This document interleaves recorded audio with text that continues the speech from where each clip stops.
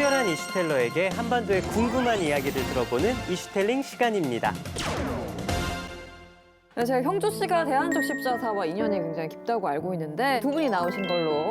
네. 오늘은 약간 그런 느낌으로. 네. 예. 오늘 주제가 또 이산 가족인데요. 바로 KBS 이산가족을 찾습니다. 2%가 딱 떠오릅니다. 최고 시청률이요. 78%. 전 국민을 텔레비전 앞에 불러 모았고. 실제로 찾은 인원이 10,000명이 넘는다고 합니다. 그동안에 이제 이산가족이라는 거에 대해서 많은 분들이 공감을 못 하시는 분들도 계셨을 겁니다. 근데 TV를 통해서 전 국민들이 이 이산가족에 대해서 중요성도 인식을 하고 남북 이산가족 상봉도 시작이 됩니다. 1985년 9월 20일이고요. 아, 예, 가족분들 제외하게 되었습니다. 그렇군요.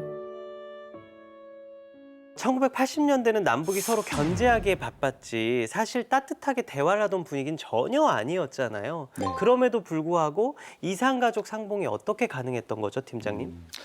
그동안 이제 남과 북에서 적십자사에서는 70년대 초반부터 남북 적십자 회담을 계속 제의를 했었고요. 네. 그러던 와중에 그 83년도 아까 그 예. 이산가족 생방송이 촉매제 역할이 되어서 전 국민들이 관심을 갖게 되었고 또 얼마 후에 84년도에 네. 그 남한에 큰 수해가 발생을 하게 됩니다. 수해가 발생했을 때 북쪽에서 남측에 구호물자를 제공을 제의를 하게 됩니다. 북측에서 남측에게요? 오. 그래서 이때 정부에서 구호물자 제의를 수락하고 네. 이에 따라서 남북 적십자 회담이 이어지게 됩니다. 그래서 남북 적십자 회담에서 이산가족 상봉을 합의하게 되고 1985년도에 이산가족 고향 방문단과 예술 공연단이 이루어지게 됩니다. 네. 그렇군요. 1985년에 이루어졌던 첫 번째 이산가족 상봉 몇 네. 가족이나 만났을까요? 남측에 있는 35명의 가족이 네. 북측에 있는 가족 51명을 만났고요. 북측에 있는 가족 30명이 남측에 있는 가족 41명을 만났습니다. 그랬군요. 3박 4일이라는 시간이 그분들에게는 얼마나 짧았겠어요. 엄청 짧죠. 네, 그리고 나서 사실 지속적으로 이어지지는 못했네요. 못하고, 한 15년 동안 2000년 이제 정상회담이 있기 전까지 계속 중단이 되어 있었습니다. 일회성으로 끝났나 싶었던 이산가족 상봉 2000년에 다시 본격화됐는데요. 지금까지 총 몇 번의 이산가족 상봉 행사가 열렸는지. 네, 제가 2000년에 남북 정상회담을 하고요. 제가 그때 적십자사에 들어왔습니다. 그때 들어와서 이제 이 업무를 그때부터 시작을 하면서 네. 이제 계속 인연을 맺고 있는데요. 예. 그때 이후로 총 21차례 이산가족 상봉, 대면 상봉을 했고요. 4,290가족이 2만여 명의 가족들을 상봉을 했습니다. 그렇구나. 남북 전체 이산가족은 어느 정도, 얼마나 되나요, 팀장님? 1,000만 명 정도로 추정을 하는데요. 지금 통일부와 대한적십자사에서는 이산가족 신청을 접수를 받고 있습니다. 네네. 이산가족 신청자들 정보통합 시스템에 접수한 인원은 실제로 13만 3천여 명 정도 되고요. 또 그중에 8만 7천여 명은 이미 돌아가시고 예. 지금 4만 6천 명 정도 생존해 계십니다. 그렇군요. 남북의 이산가족 신청자만 13만 명이 넘어요. 네. 그중에 만난 가족분들이 2만 명이 채 안 된다. 그렇다는 거는 이 대상자로 선정이 된다는 것 자체가 경쟁률이 이거부터가 너무 어마어마하겠죠. 어렵네요. 그렇죠. 네. 13만 3천 명 중에서 이제 실제로 상봉을 하게 되면은 100명을 선정을 하게 되거든요. 그러다 보니까 실제로 돌아가신 분들도 계시지만 확률적으로 따지면은 최소 수백 대 1에서 1000대 1 가까이 된다고 보시면 좋겠습니다. 1000대 1이요. 예. 그 확률에 당첨돼서 기적적으로 가족을 만난 분들의 심정은 또 얼마나 좋으셨겠어요. 그쵸. 저희가 또 영상으로 준비를 해봤거든요. 함께 보고 오시죠.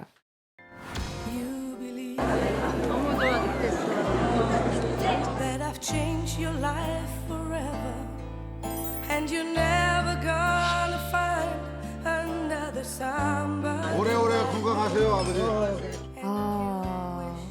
세월이 많이 흘렀습니다. 네. 이게 금강산 이산가족 면회소 네. 예, 맞아요. To give back all I've given you, and that's what you believe. But I owe you. 될 때까지 다시 만날 때까지 And the nights of all 세월이 많이 흘러서 백발이 약간 성성한 맞아요. 모습들이었어요. 네.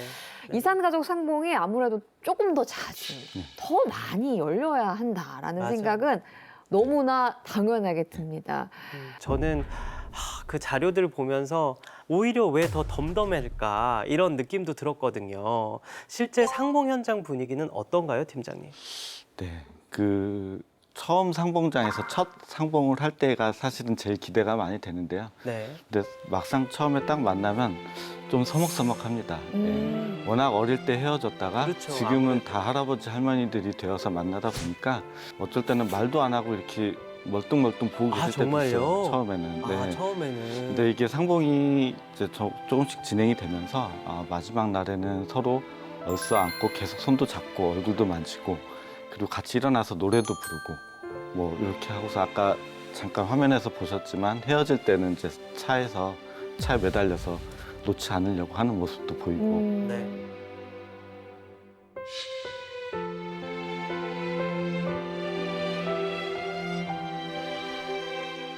제가 제일 좀 인상 깊었던 장면은 이제 상봉을 할 때 네. 제일 마지막에 남측 가족들은 이제 버스를 타러 다 내려가고 네. 북측의 가족들은 그냥 테이블에 남아 있거든요. 네.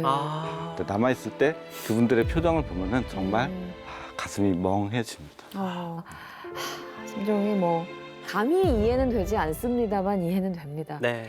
이 남북 이산가족 상봉을 추진하는 과정에 있어서 많은 어려움들이 좀 있었을 것 같거든요. 네. 어땠나요? 저희 2000년대에는 처음에 상봉을 할 때 탈락하신 분들이 전화를 많이 하셨어요. 네. 약간의 못 가셔서 항의성 전화가 네. 굉장히 많아서 일 진행하는 것도 굉장히 버거운 상황이었는데 지금 2010년대 이후로는 이산가족분들이 너무 나이를 많이 드셨어요. 아. 그래서 심지어 상봉 대상자가 되셨는데 건강이 안 좋아서 못 가시는 분도 계시고 거동이 불편하시다거나. 그런 분도 계시고 그렇죠. 그리고 대상자로 최종 선정이 되시면은 여러 가지 안내 사항을 많이 해야 되는데 네. 고령이시다 보니까 의사소통이 어려운 아이고. 분도 계시고 아. 예 그런 좀 어려움이 있었습니다. 가족을 만나신 분 중에서 특히 기억나는 분도 있으실 것 같아요. 금강산에서 이산가족 상봉을 할 때인데요. 네네. 저희가 상봉을 할 때 2박 3일 동안 진행을 하는데 네. 2박 3일 동안 이제 가족분들이 계속 같이 지내고 같이 자는 게 아니라 각자 숙소에서 자다가 상봉 시간이 되면 와서 만나고 아, 정말요? 예, 그리고 다시 들어갔다가 네. 만찬 때 다시 와서 만나고 아, 같이 한 방에서 네. 기거하실 수가 없는 거예요? 네네. 숙박을? 예, 아, 그렇게 하는데 안타깝다. 상봉 시간이 됐는데 그 어떤 어르신께서 이제 둘째 아들과 함께 첫째 아들을 만나러 오셨어요. 근데 네. 상봉장에서 이렇게 등을 돌리고 계속 계시더라고요. 아들을 그러니까요. 쳐다보지 않고. 네. 왜 그러셨죠? 저도 너무 이상해서 네네. 가서 물어봤습니다. 둘째 아들한테 왜 어르신이 저렇게 돌아 계시냐 했는데 아버님이 치매가 있으셔서 하필이면 이제 상봉하는 시간대마다 계속 등을 돌리고 계신 거예요. 그래서 너무 안타까웠는데 그래도 마지막 상봉 때는 정신이 돌아오셔가지고 알아보고 그 아들을 쓰다듬고 가셨다. 예, 그렇게 들어가지고 조금 그나마 다행이기도 하고 안타깝기도 하고 그런 사연이 있었고요. 또 한 번은 그 어르신이 출발 직전에 몸이 갑자기 안 좋으셔서 앰뷸런스를 타고 북으로 올라갔어요. 네. 앰뷸런스를 타고 가서 상봉장에서 상봉을 못 하고 앰뷸런스로 이제 북측에 있는 가족이 와서 만나고 또 몸이 안 좋으셔가지고 바로 2박 3일을 못 채우고 바로 복귀하셨는데 정말 어렵게 평생을 기다려서 어렵게 만나셨음에도 불구하고 그냥 그렇게 얼굴을 보고 간다는 것 자체가 조금 안타까웠습니다. 네. 아니 그렇게 어렵게 만났는데 좀 오래오래 좀 붙어있게 좀 해주지. 그러니까. 또 물론 다 이유가 있겠지만 네, 같이 안타까움이 숙박이라도 좀 듭니다. 하게 해주죠. 근데 제가 알기로는요 직접 만나지는 않고 남북 간에 또 화상으로 연결하는 상봉 행사도 있었던 네. 걸로 기억이 나는데 예. 그렇게 만난 가족은 또 얼마나 되는지 궁금하네요. 저희가 2005년부터 2007년까지 총 7차례 화상 상봉을 했고요. 네. 총 577 가족이 어. 화상으로 상봉을 했습니다. 아. 근데 등록된 이산 가족 수에 비하면 그것도 너무 적은 숫자거든요. 네, 그렇죠. 맞습니다. 그럼 나머지 분들은 직접 교류는 못하더라도 이렇게 뭐랄까요 서로 생사 확인 여부는 네. 가능한 건가요? 지금 사실은 그게 제일 급한데 네. 그거를 지금 하지는 못하고 있고 아. 그래서 이산가족 문제 중에서 가장 시급한 것이 그분들한테는 북에 있는 이산가족에 대한 생사 확인과 그리고 혹시라도 사망을 하셨으면은 또 가족들에게 전달해 줄 수 있는 그런 시스템이 좀 빨리 도입됐으면 좋겠다라는 의견을 많이 받았습니다. 네. 그렇군요. 들어보니까 1세대 이산 가족들에게 가족을 만날 수 있는 물리적인 시간 자체가 얼마 남지 정말 않았다는 얼마 안 생각이 남은 거네요. 드는데 네. 네, 팀장님, 이산 가족 상봉을 위한 노력들은 계속되고 있는 거죠? 지금 대한적십자사에서는 통일부 지원을 받아서 3년 전부터 이산가족 화상상봉장 네. 전국에 있는 화상상봉장 13개소를 다 개보수를 했고요. 그리고 작년에는 7개 화상상봉장을 더 만들었습니다. 아. 더 이산가족 분들이 고령화가 되다 보니까 좀 더 접근하기 쉽게 하기 위해서 그렇게 만들었고요. 그리고 매년 1000편 이상의 영상 편지도 제작을 하고 있고, 오. 1000편 이상. 네. 그리고 이산가족 분들이 사후에라도 나중에 가족 관계를 확인할 수 있도록 유전자 검사도 매년 실시하고 있습니다. 아, 그렇군요. 이렇게 많은 분들이 꾸준하게 노력을 하고 계신데요. 그런 만큼 이 남북의 이산가족 상봉이 하루빨리 다시 좀 재개가 됐으면 좋겠다는 맞습니다. 생각이 듭니다. 형주 씨는 오늘 유독 많이 공감을 하신 것 같고 네, 네. 그러니까 코도 훌쩍 눈시울도 좀 붉어졌던 것 같아요. 네네. 아무래도 제가 적십자에서 17년이라는 오랜 시간 동안 친선대사 하면서 제가 느꼈던 것 딱 하나는 정말 간단한 거였어요.